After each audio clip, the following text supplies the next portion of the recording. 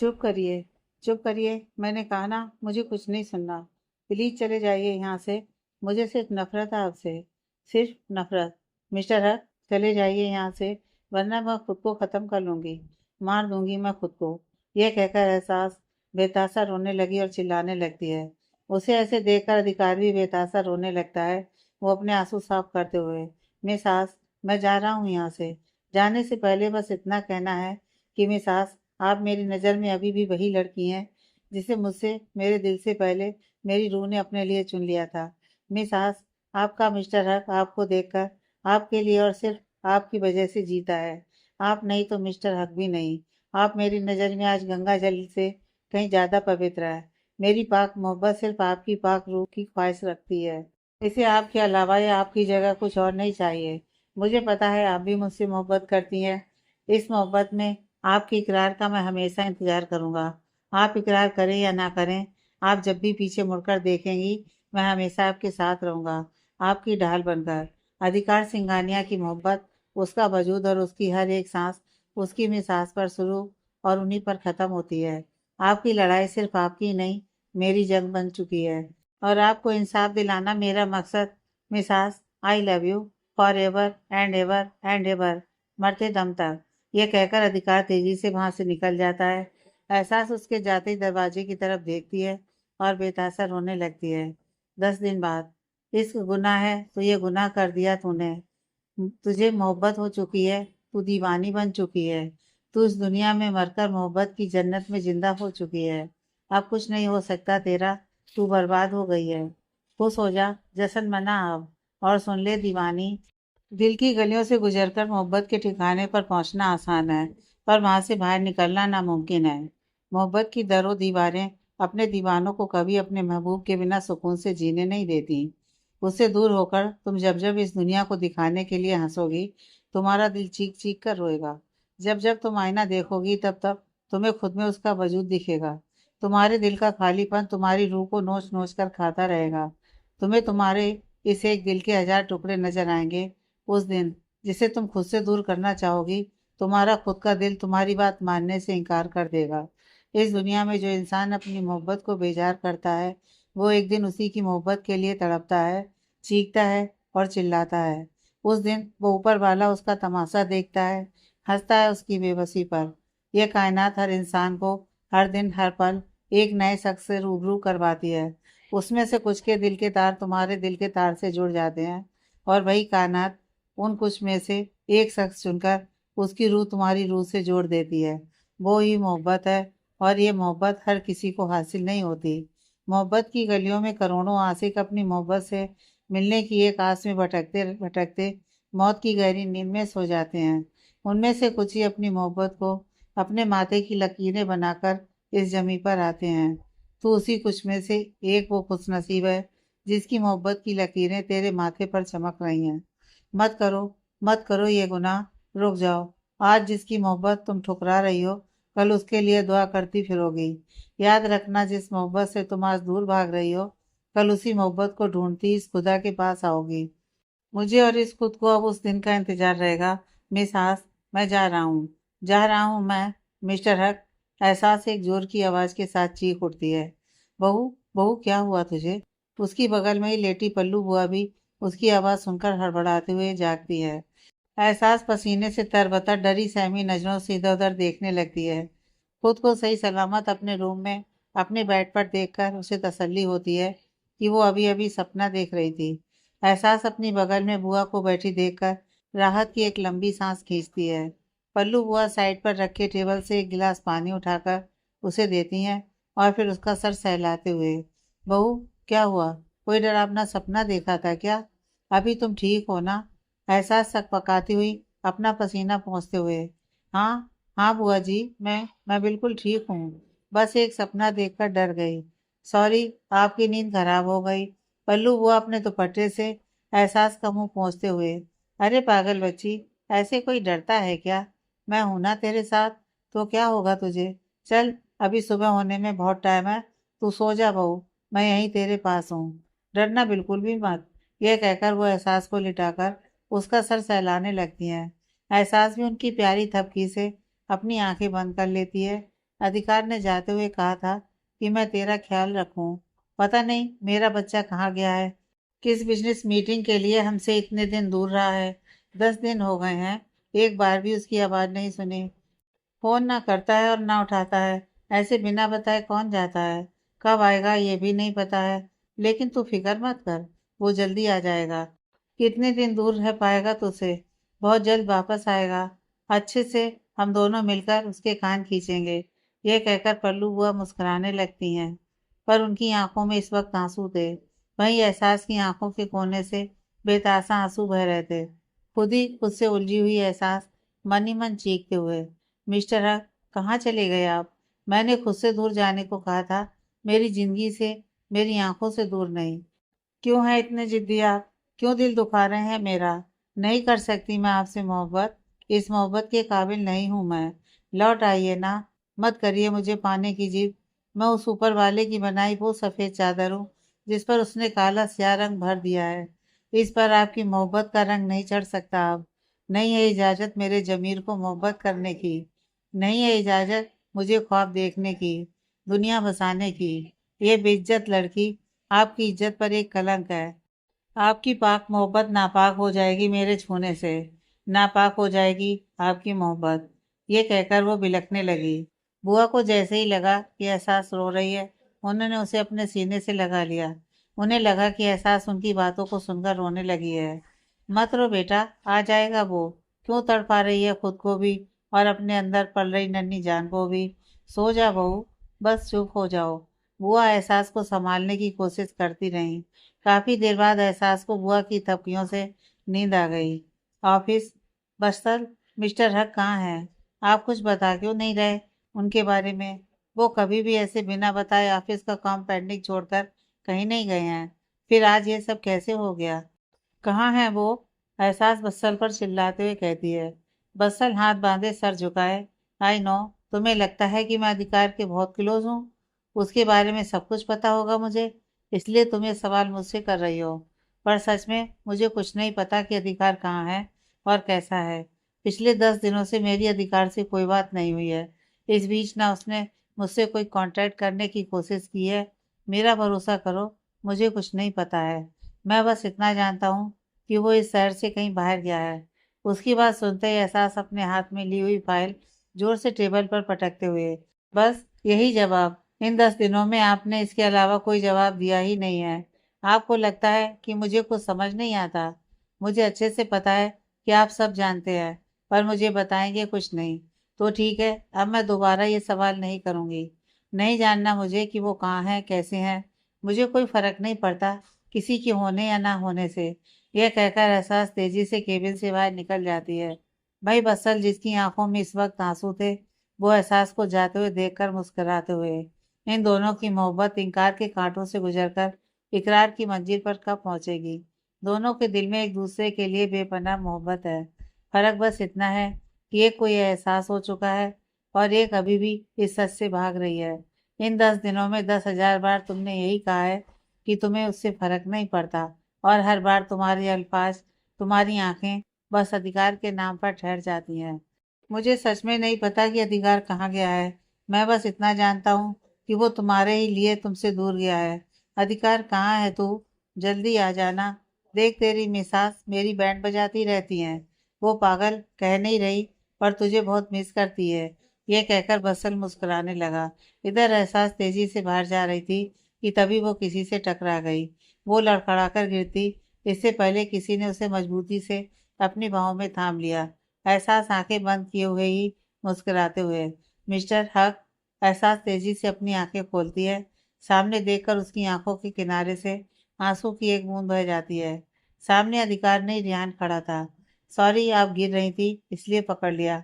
I am really sorry, Riyan माफी मांगते हुए कहता है। एहसास खुद को संभालते हुए, कोई बात नहीं, मैं तुमसे ही मिलने आने वाली थी। मुझे तुमसे कुछ काम था। रियान भी मुस्कुराते हुए, मैं भी यहाँ तुमसे ही मिलने आया था। एक जरूरी बात बतानी थी तुम्हें। वैसे बहुत अच्छा लग रहा है तुम्हें अधिकार की जिम्मेदारियां संभालते देख। वो आएगा तो बहुत खुश होगा। एहसास उसकी बात पर कुछ कहने चलती है कि तभी, संभालेगी कैसे नहीं, इनका सपना जो पूरा हो गया। एहसास और जान एक साथ आवाज की तरफ पलटते हैं। सामने पौलमी अपने हाथ फोल्ड किए कटाक्ष करती नजरों से उन दोनों को देख रही थी। पौलमी उन दोनों के थोड़ा पास आकर, बॉस के साथ साथ उनकी वाइफ को कब से अपना दोस्त बना लिया आपने, जो आज इनसे मिलने आए हैं? या ये दोस्ती बॉस के गैर हाजिरी में ही हुई है? ये कहकर वो मुस्कुराने लगी। उसकी बात सुनते ही दोनों उसके पीछे का उसका इरादा समझ गए। रियान के हाथ की मुट्ठियां कस गईं, पर रियान कुछ कहने चलता इससे पहले ही तभी एहसास हंसते हुए, पौलमी, तुम्हारी सैंडल बहुत खूबसूरत है। एहसास की यह बात सुनते ही रियान को थोड़ी हैरानी हुई। वहीं पौलमी को अपनी पसंद पर घमंड। पौलमी अपने पैसों का बखान करते हुए, हाँ, सुंदर क्यों नहीं होगी? मैंने जो पसंद किया है, इस शहर के सबसे बड़े शोरूम से लिया है मैंने। मैं सिर्फ ब्रांडेड चीजें ही पसंद करती हूँ, महंगी चाहे जितनी हो, पर पौलमी का क्लास दिखना चाहिए। उसकी बात सुनते ही एहसास ताली बजाकर हंसते हुए, क्लास? वो भी तुम्हारा? क्लास का मतलब पता भी है तुम्हें? तुम्हें ध्यान से देखूं, इससे पहले मेरी नज़र तुम्हारी सैंडल पर चली गई। सोचो कि तुमसे कहीं ज़्यादा अट्रैक्टिव तुम्हारी जूती है, जो पाँव के नीचे होती है, और तुम्हारी सैंडल के नीचे है तुम्हारा दिमाग। तुम्हें खुद को अगर बिना मेकअप के पहचानने को कहा जाए तो तुम कंफ्यूज हो जाओगी। ऊपर से तुम्हारा करेक्टर, उसका तो जवाब ही नहीं। धरती के नीचे पाताल है, उसमें भी तुम्हारा करेक्टर ढूंढा जाए तो नहीं मिलेगा। सोचो कितनी गिरी हुई हो तुम। उसकी बात सुनते ही पौलमी का खून खौल उठा। भाई रियान की तो हंसी नहीं रोक रही थी। उसे देखकर पौलमी को और गुस्सा आ गया। पौलमी चिल्लाते हुए, यू बीस, किसी गैर की बाहों में खुद झूलती है, अमीर लड़कों को अपने जाल में फंसाती है, और मेरे करेक्टर पर सवाल करती है। तुझे तो। इतना कहते ही पौलमी ने झटके से एहसास को थप्पड़ मारने के लिए हाथ उठाया। वो हाथ उसके गालों पर पड़ता इससे पहले ही एहसास ने उसका हाथ बीच में ही पकड़ लिया और अपने उल्टे हाथ से एक जोर का थप्पड़ उसके गालों पर मारा। पौलमी की आंखें चुंधिया गई। ऑफिस में काम कर रहे लोग भी वहां इकट्ठे हो गए। एहसास अपनी तर्जनी उंगली उसकी तरफ आगे कर गए। शकल अच्छी नहीं तो कम से कम बातें अच्छी कर लिया करो, और दोबारा मुझ पर ऐसे हाथ उठाने की कोशिश की या मुझसे ऐसे बात करने की कोशिश की तो सुबह खुद को किसी गटर में गिरा पाओगी, जो शायद तुम्हारी असली जगह है। एहसास का गुस्सा देखकर हर कोई सहम गया। वहीं रियान और बरसल एहसास को इतना मजबूत देखकर काफी खुश हो गए। बरसल एहसास के पास आकर, एहसास शांत हो जाओ, इतना गुस्सा तुम्हारे लिए अच्छा नहीं है। बरसल रियान की तरफ देखकर, रियान, एहसास को घर छोड़ दो। रियान एहसास से, प्लीज चलो अभी। एहसास जलती आंखों से पौलमी को देखकर, एक और बात, दोबारा अपनी लिमिट क्रॉस मत करना, समझी? जिस बात का तुम्हें घमंड है कि तुम इस ऑफिस की लाखों करोड़ों साल पहले की एम्प्लॉय हो, उस बात पर इतराना छोड़ दो। और ये बात अपने बंद दिमाग में अच्छी तरह फीड कर लो कि मैं इस ऑफिस के बॉस मिस्टर अधिकार सिंघानिया की वाइफ मिसिस एहसास अधिकार सिंघानिया हूँ। Got it?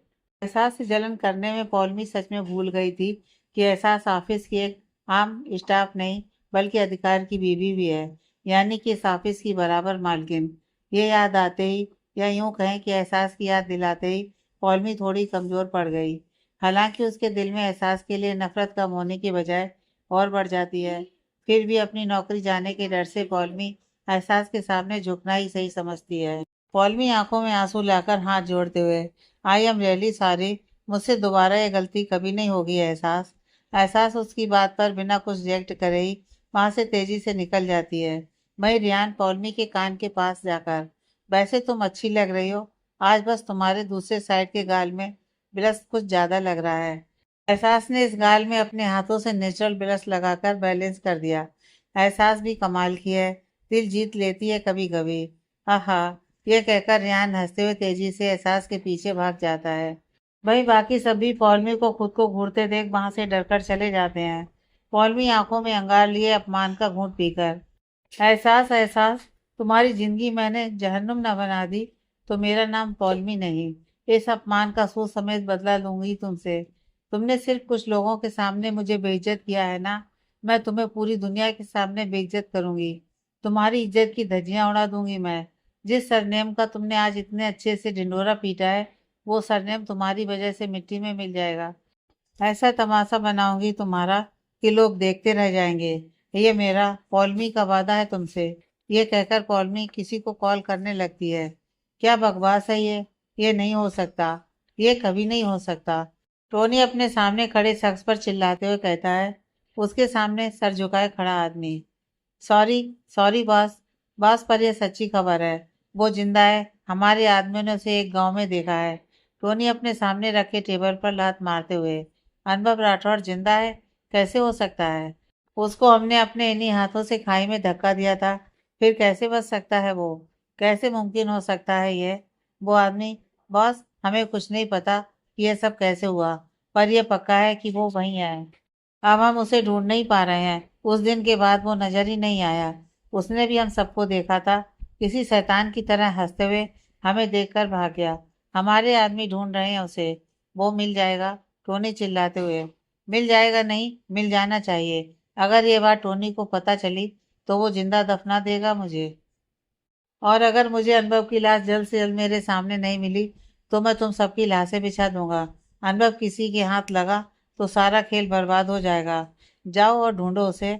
उसके कहते ही वो आदमी वहां से भाग जाता है। वही टोनी परेशान सा इधर उधर घूमने लगता है। Food villa restaurant. एहसास यही सच है। कोई चाहता है कि तुम अपनी मंजिल तक मत पहुंचो। कोई है जो तुम्हें तुम्हारे मकसद से दूर करना चाहता है। रियान परेशान सा कहता है। एहसास हैरान होते हुए। तुम ये इतने यकीन से कैसे कह सकते हो? रियान अपने फोन से एक फोटो एहसास को दिखाते हुए। इसे पहचानती हो? एहसास उस फोटो को अच्छे से देखकर। हाँ, ये तो राजा का आदमी है। उसी के साथ देखा था इसे। पर तुम इसके बारे में क्यों पूछ रहे हो? क्योंकि ये उस दिन राजा को मारने गया था, किसी सरजी के कहने पर। उसे किसी सरजी ने मैसेज के थ्रू राजा को मारने का कॉन्ट्रैक्ट दिया था। कॉन्ट्रैक्ट देने से पहले इसके अकाउंट में 1 करोड़ रुपए डाल दिए गए थे, पर इसके मारने से पहले ही किसी और ने राजा को मार दिया। सरजी के डर से और पैसे के लालच में इसने झूठ बोला कि राजा को उसी ने मारा है।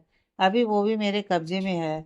पर उसे नहीं पता कि राजा किसके अंडर में काम करता था। ये सरजी कौन है वो नहीं जानता। हम इस गुत्थी को जितना सुलझाना चाहते हैं, यह गुत्थी उतनी उलझती जा रही है।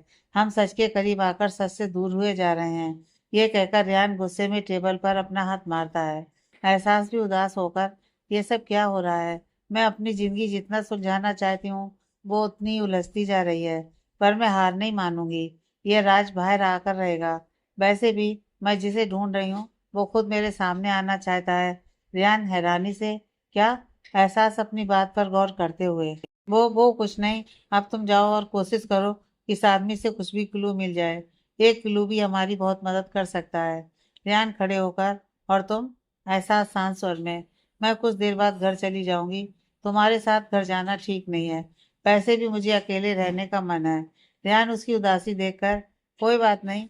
जब बेटर फील हो तो घर चली जाना। कोई ज़रूरत हो तो कॉल कर लेना। मुझे कुछ और पता चला तो बताऊंगा मैं।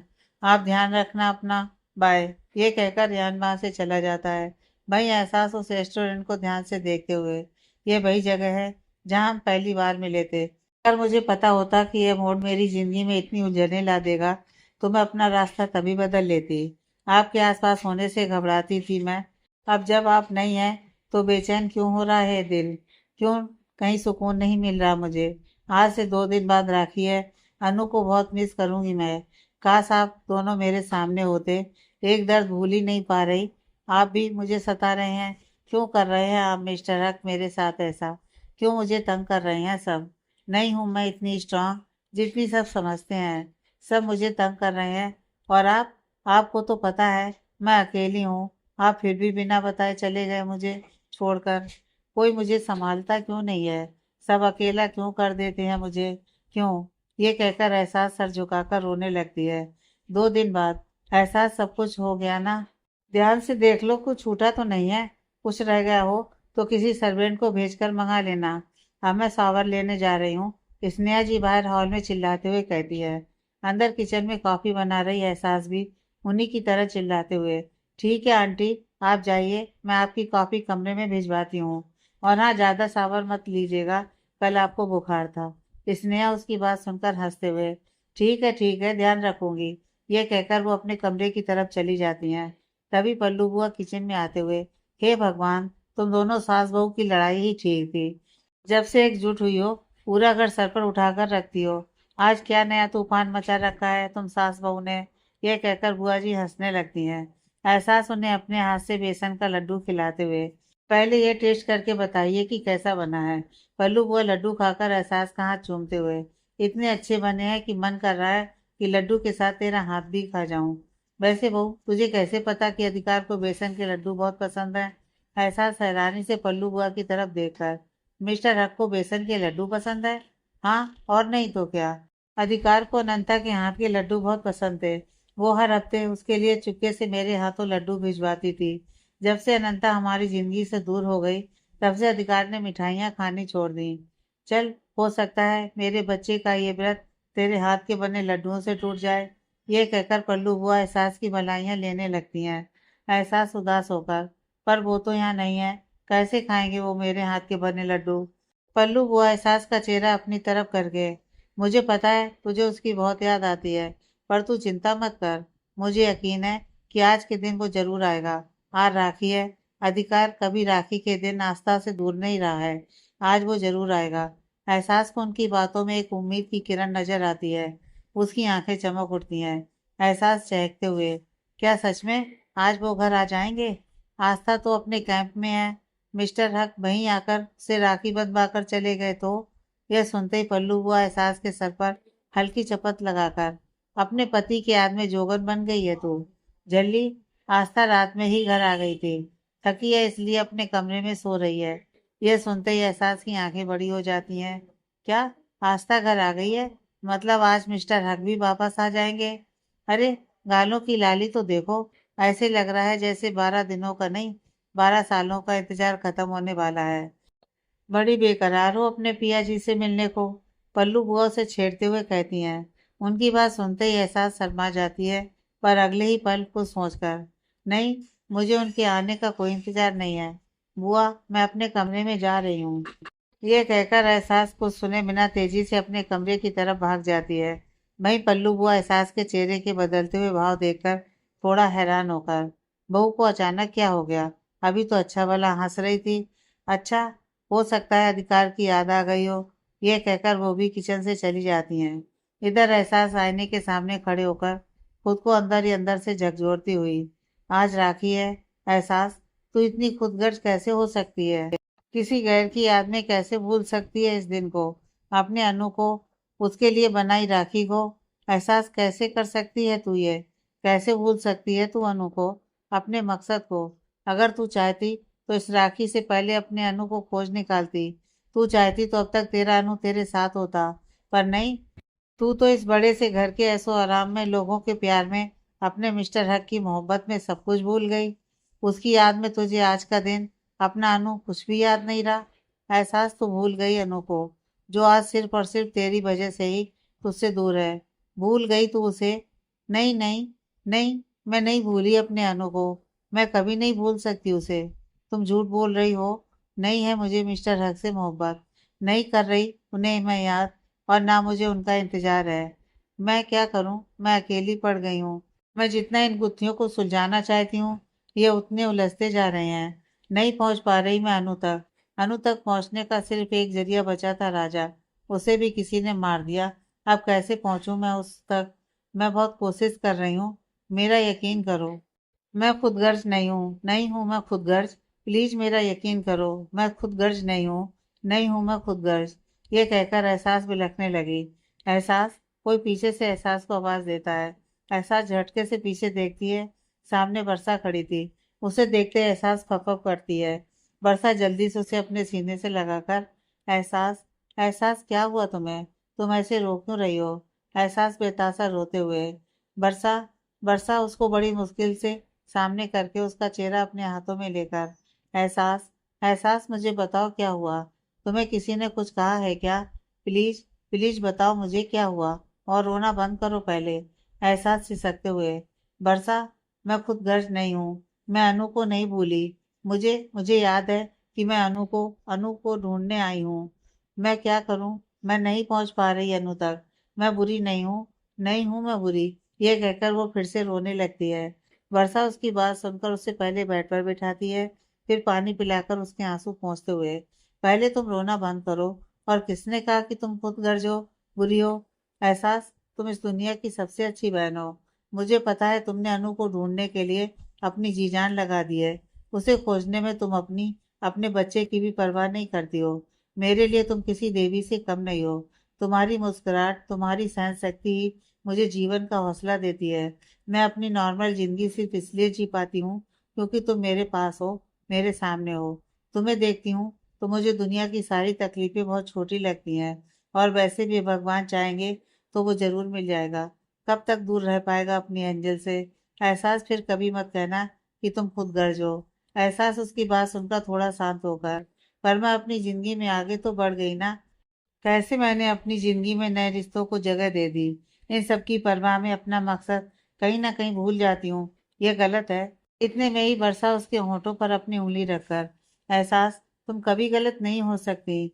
मैं और तुम मानते हैं ना कि अनु जिंदा है और वो एक दिन जरूर लौट कर आएगा। सोचो, अगर अनु वापस आए और हमें उसी जगह खड़ा देखे जहाँ वो हमें छोड़कर गया था, कितनी तकलीफ होगी उसे यह देखकर। हमारी तकलीफों के लिए खुद को जिम्मेदार मानेगा। वही जब हम उसे हंसते खेलते मिलेंगे तो वो कितना खुश होगा हमें देखकर। वो कहता था ना कि हम दोनों उसके शेर बच्चे हैं, तो अपने शेर बच्चे को वो कमजोर कैसे देख सकता है। वैसे भी तुम तो उसकी लाडली हो। तुम्हारा हंसता मुस्कुराता चेहरा, तुम्हारा भरा पूरा परिवार देखकर उसको कितना सुकून मिलेगा, यह तुम सोच नहीं सकती। उसका सपना था कि उसकी एंजल की शादी करे वो। तुम्हें अधिकार के साथ देखकर उसका सपना पूरा हो जाएगा। इतने दिन हमसे दूर रहने का सारा मलाल खत्म हो जाएगा उसका। मुझे तो सोचकर ही इतनी खुशी होती है कि मैं क्या बताऊं। वो तुम्हें अधिकार जैसे लाइफ पार्टनर के साथ देखकर कितना खुश होगा, तुम सोच भी नहीं सकती। एहसास, प्लीज मत भागो इन रिश्तों से, अधिकार से। ये सब तुम्हारे लिए बने हैं, तुम्हारे बिना टूट जाएंगे। एहसास तो वर्षा की बातों में कहीं खोई सी, बस उन्हें समझने की कोशिश कर रही थी। अभी भी वो कहीं ना कहीं वर्षा की बातें मान नहीं पा रही थी। एहसास के अंदर का ये उथल पुथल देखकर वर्षा, अच्छा रहने दो इन सब बातों के बारे में सोचकर स्ट्रेस मत लो। तुम्हारे लिए अच्छा नहीं है। अच्छा, मैं यहाँ तुमसे अनु और अपनी दोनों की राखी बंधवाने आई हूँ, इसलिए प्लीज मुस्कुराओ। मैं भी बाकी सबसे मिल लूँ, सीधा तुम्हारे पास ही आई थी। एहसास का वर्षा की इन बातों से ध्यान भटक जाता है और वर्षा यही चाहती थी। एहसास खुद का हुलिया ठीक करते हुए, ठीक है चलिए सबसे मिल लीजिए, आस्था भी घर आ गई है, यह कहकर वो वर्षा के साथ नीचे चली जाती है। फोन रखो, मैं कह रहा हूँ ना, अभी मुझे कोई बात नहीं करनी। आई डोंट केयर, आज कोई मीटिंग नहीं हो सकती, समझे तुम? अतुल कॉल पर किसी पे चिल्लाते हुए कहता है। उधर से कुछ सुनने के बाद, एक बार नहीं 1000 बार कहा है मैंने, जब मैं घर पर रहा हूँ तो मुझे कॉल मत किया करो। पर तुम्हें तुम्हें तो मेरी बात अच्छे से समझ ही नहीं आती। चाहे कितनी भी जरूरी बात क्यों ना हो, पर मुझे कॉल मत किया करो। चलो अब जल्दी बताओ क्या बात है। किस पर इतना चिल्ला रहे हैं? स्नेहा कमरे में आते हुए कहती है। अतुल स्नेहा की तरफ देखकर, 1 मिनट, फिर कॉल पर? आज त्योहार है तो तुम भी अपने परिवार के साथ रहो, मैं बाद में मिलता हूँ। एक बात और, अभी जो समझाया वो याद रखना। घर पर घर के लोग ही मेरे लिए ज्यादा इम्पोर्टेंट है, काम नहीं, ओके? ये कहकर वो कॉल कट कर देते हैं और फोन स्विच ऑफ कर देते हैं। स्नेहा अतुल के पास आकर उसका हाथ पकड़ते हुए, अतुल आपकी यही बात मुझे बहुत पसंद है। घर पर घर की बातें और ऑफिस में ऑफिस का काम।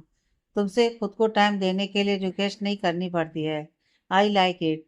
अतुल भी मुस्कुराते हुए स्नेहा को गले लगाकर, अपनी बीवी साहिबा को टाइम ना दूं तो किसे दूं? मुझे भी आप लोगों के साथ ही समय बिताना पसंद है। आप, बुआ, आस्था और एहसास, मतलब सब साथ होते हैं तो कितना अच्छा लगता है ना। स्नेहा भी मुस्कुराते हुए, सही कह रहे हैं आप, पर मुझे अधिकार की याद आ रही है। पता नहीं वो आएगा भी या नहीं। अधिकार का नाम सुनते ही अतुल जी ने चेहरे पर सख्त भाव लाकर, उस नालायक का नाम भी मत लो मेरे सामने। उनकी बात सुनते ही स्नेहा हैरान हो जाती है। अतुल, अधिकार पर इतना गुस्सा कभी नहीं हुआ था। अतुल मुंह फेरते हुए, आप ही बताइए, ऐसे बिना बताए कोई घर से जाता है भला? ऊपर से राखी के दिन भी उसकी कोई खबर नहीं है। एहसास बच्चे को ऐसे अकेला छोड़कर चला गया। एक बार भी मुझसे बात करना, कुछ पूछना जरूरी नहीं समझा। आने दो, आएगा तो अच्छा सबक सिखाऊंगा। अपने बाप से फिर दोबारा ऐसी चालाकी करने के बारे में सोचेगा भी नहीं। उनकी बात सुनकर स्नेहा हंसते हुए, आप ही ना एकदम बच्चे हैं। वो आएगा तो भागते हुए उसे सबसे पहले गले आप ही लगेंगे। आए बड़े सबक सिखाने वाले। अच्छा अब चलिए, मैं आपको बुलाने आई थी, सब बाहर इंतजार कर रहे हैं हमारा। चलिए, ये कहकर वो हंसते हुए अतुल का हाथ पकड़कर खींचते हुए बाहर चली जाती है। बाहर हॉल में पल्लू बुआ, आस्था, बसल और वर्षा पहले से बैठे बातें कर रहे थे। स्नेहा और अतुल भी वहां पहुंचकर सबके साथ बैठ जाते हैं। बसल आस्था से, छोटी, अधिकार ने कुछ बोला था कि कब आएगा वो? आस्था अपनी घड़ी देखकर परेशान सी। हाँ भाई, बोला था उन्होंने कि आज आ जाएंगे, पर रात तक मैं बहुत गुस्सा कर रही थी, पर उन्होंने फोन कट कर दिया। आएंगे तो बहुत तंग करूंगी मैं उन्हें। आज के दिन ऐसे कैसे कर सकते हैं वो? यह कहकर वो रोनी सूरत बना लेती है। पल्लू बुआ उसकी पीठ थपथपाते हुए, बस कर बेटा, ऐसे त्योहार के दिन दिल छोटा नहीं करते। अभी बत्सल को राखी बांध देना, जब वो आएगा तब उसे बांध देना, और क्या। उनकी बात सुनकर रास्ता बसल के पास जाकर उसे गले लगाते हुए, आई लव यू भाई, आप ही हो जो मुझे प्यार करते हो, हर राखी पर टाइम से घर आते हो और मेरे फेवरेट गिफ्ट देते हो। आदि भाई तो मुझसे प्यार ही नहीं करते। हाँ, बसल हंसते हुए, पागल, ऐसा नहीं कहते हैं, वो भी बहुत प्यार करता है तुझसे, पर थोड़ा शैतान है ना, इसलिए उल्टी सीधी हरकतें कर देता है, थोड़ा क्रैक जो है। उसके ये कहते ही सब जोर जोर से हंसने लगते हैं। तभी एहसास चाय की ट्रे लेकर आती है, सबको हंसते देखकर। क्या हुआ, आप सब बहुत हंस रहे हैं, मुझे भी बताइए। फसल उसके हाथ से ट्रे लेकर टेबल पर रखते हुए, तुम्हारे थोड़े से क्रैक हस्बैंड की बात हो रही है। एहसास तुरंत ही बड़ी उम्मीद से दरवाजे की तरफ देखकर, मिस्टर हक आ गए क्या? सब अधिकार के लिए एहसास को इतना परेशान देखकर एक पल के लिए सोच में पड़ जाते हैं। सबको बहुत बुरा फील होता है। आस्था एहसास के पास जाकर उसे पीछे से गले लगाते हुए, भाभी भाई नहीं आए हैं, वो शाम तक आ जाएंगे, आप परेशान मत हो प्लीज। सॉरी, हम बस उनकी बात कर रहे थे। एहसास झेपते हुए, नहीं नहीं, मैं परेशान नहीं हूँ, मैं बस पूछ रही थी। एहसास की घबराहट देखकर आस्था उसे शांत करते हुए, कोई बात नहीं भाभी, आप यहाँ बैठिए और हमारे साथ बस बातें कीजिए। यह कहकर वो एहसास को सोफे पर बिठा देती है। सब एहसास का ध्यान भटकाने के लिए इधर उधर की बातें करने लगते हैं, पर एहसास रह रहकर बस दरवाजे की तरफ देख रही थी, जहाँ सब हंसते मुस्कुराते बातों में लगे थे। वही एहसास मन ही मन बेचैन थी। ऐसा क्यों लग रहा है कि कुछ होने वाला है? मिस्टर हक ठीक तो होंगे ना? कब तक आएंगे आप? प्लीज मिस्टर हक, जल्दी से आ जाइए प्लीज। ये कहते ही एहसास की आंखों से आंसू गिर पड़ते हैं। एहसास को जैसे ही महसूस होता है कि वो रोने वाली है, वो तेजी से किचन की तरफ भाग जाती है। वो किचन में गई ही थी कि कोई मेन डोर की रिंग बजाता है। आस्था जैसे उठकर जाने को होती है कि तभी किचन से एहसास भागती हुई आती है और सब हैरानी से उसकी तरफ देखने लगते हैं। एहसास भागती हुई किचन में वापस आती है और किचन के दरवाजे से सटकर खड़ी होकर लंबी लंबी सांसें भरने लगती है। एहसास अपनी बढ़ती धड़कनों पर काबू पाने के लिए अपना हाथ सीने पर रखकर अपने आप से ही, एहसास क्या हो रहा है तुझे? प्लीज बंद करो ये सब, काबू रखो खुद पर। क्यों बढ़ा रही हो अपनी मुश्किलें? क्यों ऐसे रास्ते पर चलना चाहती हो जहाँ सिर्फ अंगार बिछे हुए हैं? क्यों जलाना चाहती हो खुद को और खुद से जुड़ी जिंदगियों को? यह कहकर उसने गुस्से से पलटकर दरवाजे पर जोर से हाथ मारा, फिर सरकती हुई बदहवासी जमीन पर बैठकर अपना सर दरवाजे से टिकाकर, क्यों आजकल मेरा दिल मेरे काबू में नहीं है? यह इंतजार, ये बेचैनी क्यों सता रही है मुझे? जिसको मैंने खुद खुद से दूर जाने को कहा, क्यों उसकी एक झलक को यह दिल बेकरार हो रहा है? एक नाम, सिर्फ एक नाम मेरे चेहरे पर उदासी, खुशी और एक उम्मीद ला देता है। क्यों, क्यों हो रहा है मेरे साथ ऐसा? ये कहते हुए उसकी भीगी पलकों से आंसू बह निकलते हैं। एहसास अपनी आंखें बंद करके अपने दिल के दर्द को समझने की, शांत करने की कोशिश करने लगती है। तभी अचानक से एहसास चौंक कर अपने आसपास देखने लगती है। ऐसा लगता है जैसे किसी ने उसमें जान फूंक दी हो। सब कुछ शांत था सिवाय उसकी धड़कनों के। उसकी धड़कनें अचानक से फिर बुलेट ट्रेन की तरह फास्ट हो जाती हैं। जब तक वो कुछ समझती, तब तक उसे घर के मेन डोर की डोरबेल की आवाज़ आती है। मिस्टर हक, डोरबेल की आवाज़ के साथ ही एहसास के मुंह से अनायासी अधिकार का नाम निकलता है। एहसास ये कहते ही झटके से उठती है और फिर से मिस्टर हक कहती हुई दरवाजे की तरफ भागती है। इधर हॉल में आस्था जैसे ही डोर खोलने के लिए उठती है, सबकी नज़र एहसास पर पड़ती है। एहसास पागलों की तरह लंबे लंबे कदमों से दरवाजे की तरफ भाग रही थी। हर कोई काफी हैरान हो गया था। वहीं एहसास कहीं अलग ही दुनिया में खोई थी। उसे यह भी ध्यान नहीं था कि उसका दुपट्टा कंधे से सरकता जा रहा है और थोड़ी ही देर में वो उसके पैरों के पास लहराने लगा। यह सब देखकर डर गए कि कहीं एहसास का पैर दुपट्टे पर ना पड़े जिससे वो स्लिप हो जाए। बसल, आस्था और बरसा तीनों उसके पीछे जाने लगे, बसल चिल्लाते हुए, एहसास रुको। एहसास तो जैसे कुछ सुन ही नहीं रही हो, वो झटके से दरवाजा खोलती है और बाहर जैसे ही कदम निकालती है, वही होता है जिसका सबको डर था। एहसास का एक पैर उसके दुपट्टे पर पड़ता है जिससे वो नीचे गिर पड़ता है। भाई एहसास बैलेंस नहीं बना पाती है और उसका पैर स्लिप हो जाता है। एहसास, हर किसी की आंखें डर से बंद हो जाती हैं और मुंह से एक चीख निकलती है। सबकी सांसें रुक जाती हैं। लेकिन जब काफी समय तक एहसास की कोई आवाज नहीं आती तो सब धीरे धीरे अपनी आंखें खोलते हैं। सामने के दृश्य को देखकर सबकी आंखें हैरानी से बड़ी हो गईं। एहसास की धड़कनों ने अधिकार की आहट दूर से ही पहचान ली थी। उसका दिल सही था, उसका अधिकार आ चुका था। अधिकार ने बिजली की फुर्ती से नीचे बैठकर एहसास को अपनी एक जांघ और हाथ के सहारे संभाला हुआ था। यह देखकर जैसे सबकी जान में जान आ जाती है। इधर एहसास भी धीरे से अपनी आंखें खोलती है।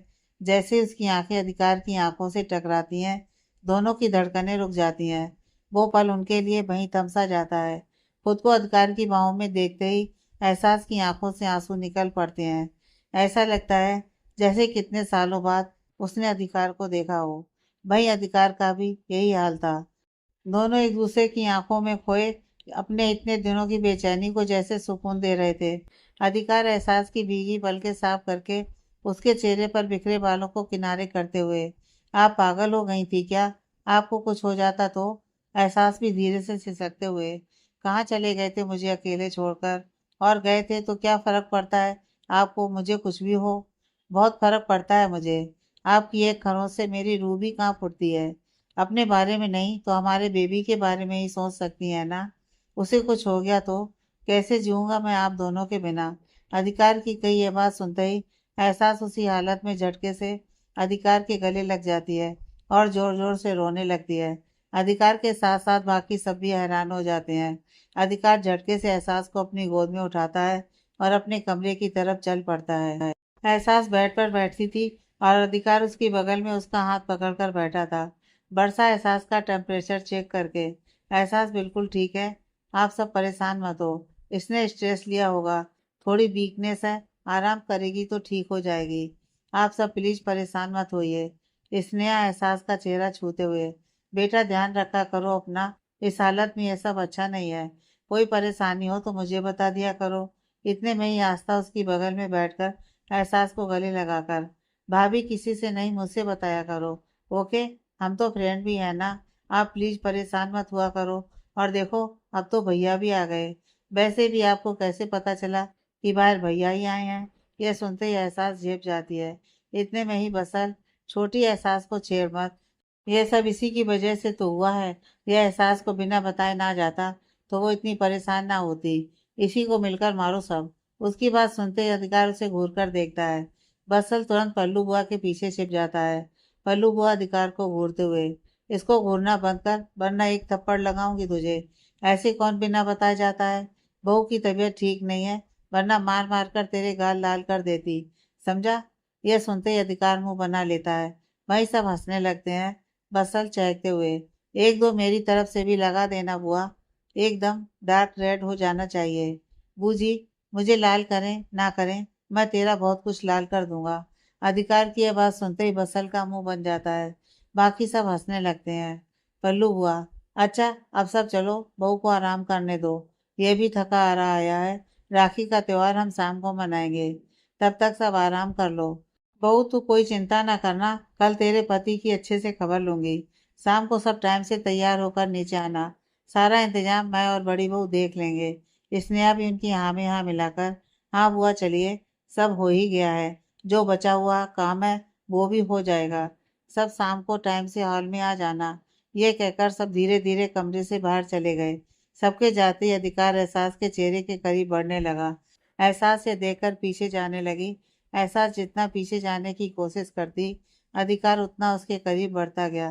थोड़ी देर में एहसास का सर तकिए से सट गया और अब अधिकार उसके चेहरे के बिल्कुल करीब था। उसकी गर्म सांसें एहसास को अपने चेहरे पर महसूस हो रही थी। इससे असहज होकर वो उससे नजर चुराने लगी। वही अधिकार उसकी घबराहट देखकर बस मन ही मन मुस्कुराया जा रहा था। अधिकार अपने हाथ से एहसास की ठुड्डी पकड़कर उसका चेहरा ऊपर करते हुए, इतने दिन मैं आपसे दूर रहा, क्या आपको कभी मेरी याद नहीं आई? एहसास हिचकते हुए, नहीं आई। ऐसे कैसे हो सकता है? हो सकता है तो बताइए ना कि कैसे हो सकता है? कैसे याद नहीं आई? नहीं आई तो नहीं आई। मिस्टर हक, मुझे तंग मत करिए, मुझे आराम करना है। तो पहले बता दीजिए क्यों नहीं आई मेरी याद? बस नहीं आई। मिसास, कौन सी बस नहीं आई? आप बताइए कहाँ जाना है? मैं आपको कार से छोड़ दूँ। आपको बस का इंतजार करने की क्या ज़रूरत है? यह कहकर वो मुस्कुराने लगा। एहसास उसके चेहरे की उस शरारती मुस्कुराहट को देखकर गुस्से से, आपकी याद वाली बस नहीं आई। अगर आती भी तो मैं उसमें नहीं बैठती। मुझे कहीं नहीं जाना, आपकी यादों में तो बिल्कुल भी नहीं। पर अभी कुछ देर पहले का नज़ारा तो कुछ और ही बयान कर रहा था। अधिकार की यह बात सुनकर एहसास को थोड़ी देर पहले की अपनी सारी हरकतें याद आ गईं और वो अपनी हरकतों पर झेप गई। फिर भी खुद की हार न मानते हुए एहसास हड़बड़ाते हुए, वो वो तो वो तो बस ऐसे ही। मुझे मुझे आपकी याद नहीं। इतने में ही अधिकार एहसास के होठों पर अपनी तर्जनी उंगली रखकर, बस भी करिए मिसास, कह क्यों नहीं देती? इतने दिनों में मेरी हर एक पल आपके दिल ने मुझे हजारों बार पुकारा है। आप तड़पी हैं मुझे देखने के लिए। आपकी आंखें, आपका दिल और आपकी धड़कनें सिर्फ और सिर्फ मेरा इंतजार कर रही थी। मेरे आने से पहले ही आपको मेरे आने की आहट महसूस हो गई। जब कोई खास हमारी रूह में बस जाता है तब ऐसा ही होता है। मान क्यों नहीं लेती कि मैं आपकी रूह में बस गया हूँ? जिस वक्त आप मेरी बाहों में थी, आपकी बेचैनी, आपकी तड़प, आपका इतने दिनों का इंतजार, वो सब मुझे आपकी आंखों में दिखा था उस वक्त। आपकी आंखें झूठी नहीं हो सकती, आपके आंसू झूठे नहीं हो सकते। क्यों भाग रही है आप इन एहसासों से, मुझसे और हमारी मोहब्बत से? क्योंकि नहीं है मुझे आपसे मोहब्बत। एहसास से कहते हुए बेड से उठ जाती है। अधिकार भी उठकर खड़ा हो जाता है और एहसास के चेहरे को ध्यान से देखने लगता है। एहसास की आंखें और उसकी जुबान मेल बिल्कुल नहीं खा रही थी। शायद इसलिए वो अपनी निगाहें अधिकार से चुरा रही थी। अधिकार कुछ सोचकर, ठीक है फिर मैं जाता हूँ। एहसास चौंक कर, वाट? अधिकार उसकी बेचैनी देखकर मन ही मन, आप जुबान से कहें ना कहें, आपको मुझसे मोहब्बत तो हो ही गई है। रंग गई आप मेरे रंग से। फिर अपनी मुस्कुराहट को कंट्रोल करते हुए, मिसास, वाट नहीं था।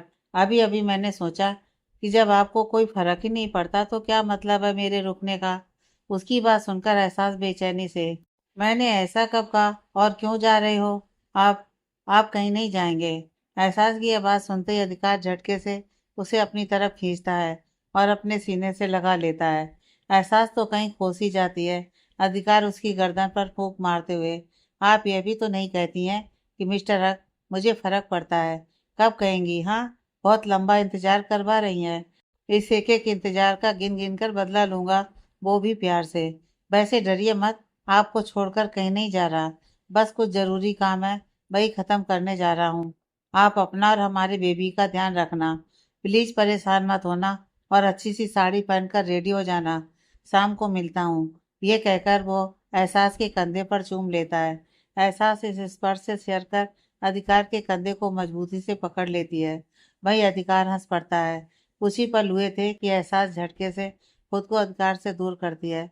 अधिकार हैरानी से, क्या हुआ? एहसास गुस्से से मुंह फेरते हुए, मिस्टर हक प्लीज मुझसे दूर रहिए, मुझे ये सब नहीं पसंद।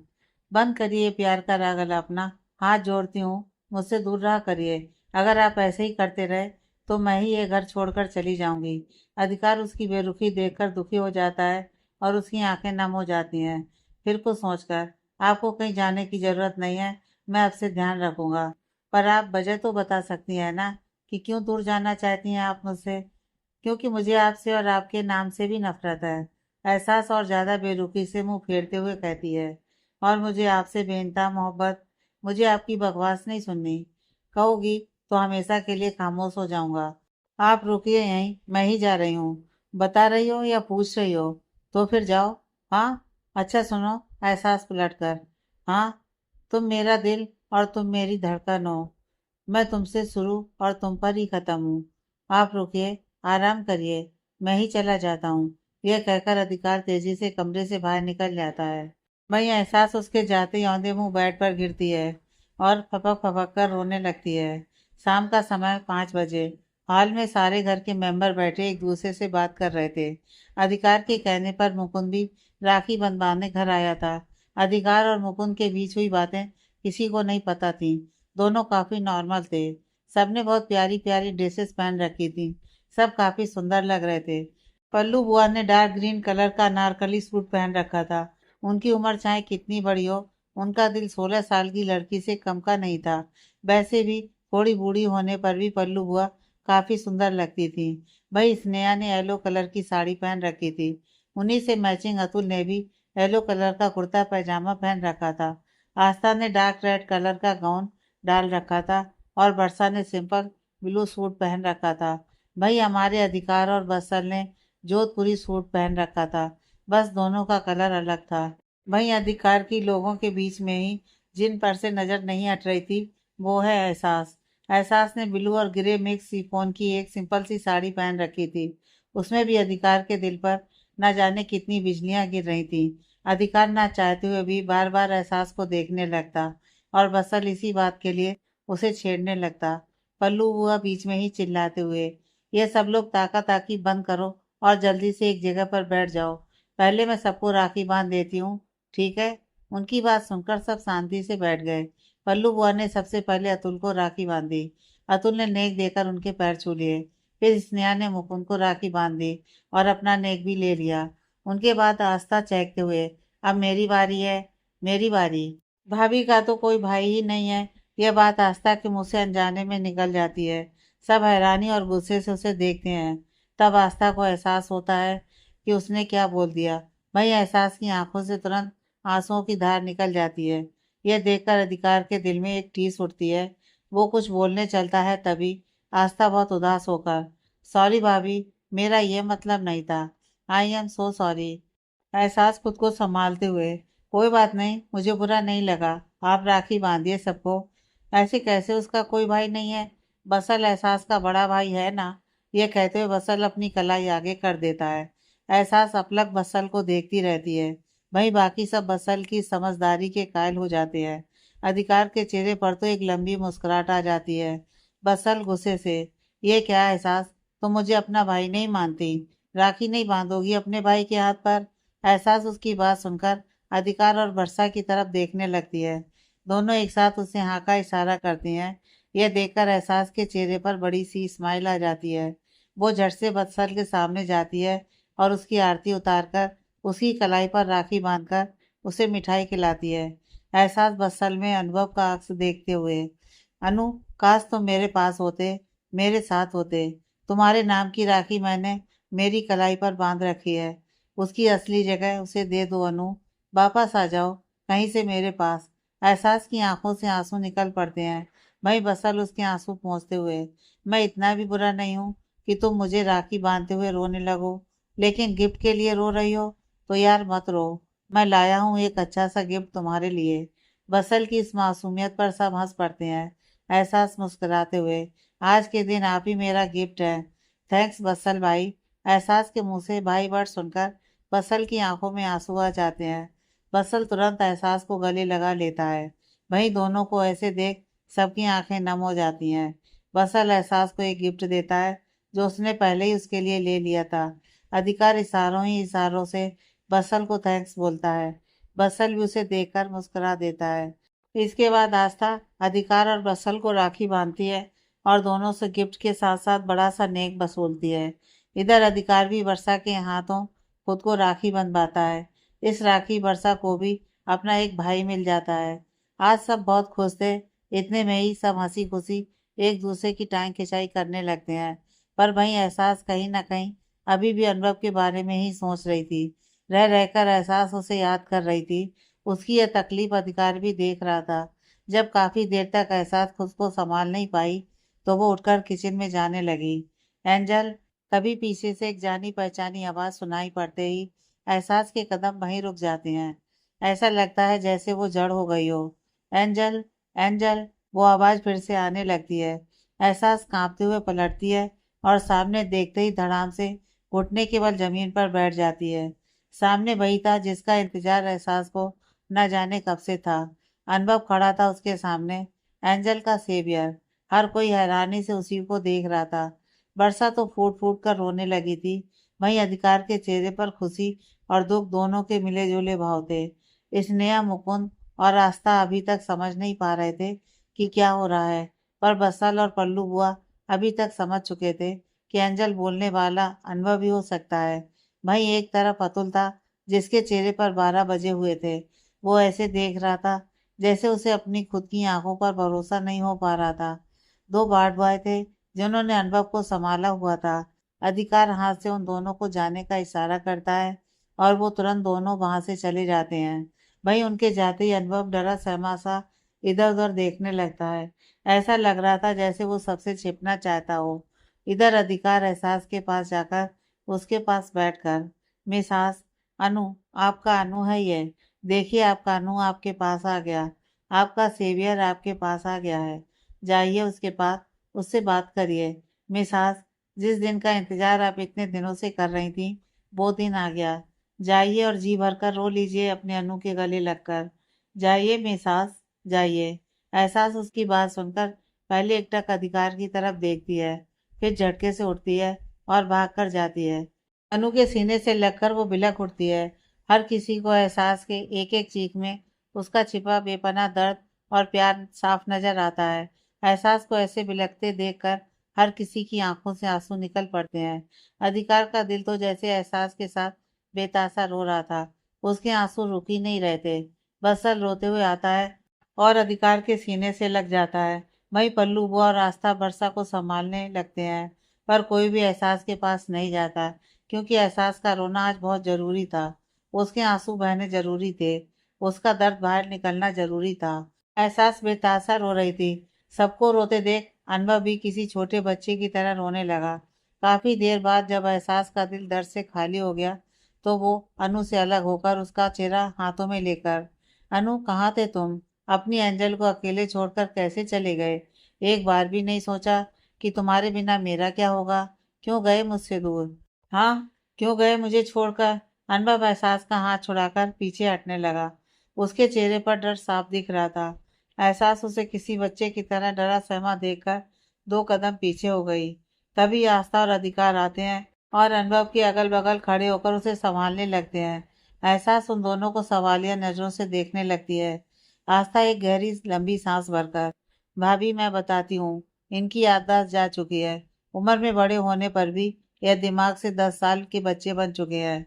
इनके सर पर गहरी चोट लगने की वजह से इन्हें ट्रॉमेटिक ब्रेन इंजरी हो गई है, जिससे इनका बिहेवियर 10 साल के छोटे बच्चे की तरह हो गया है।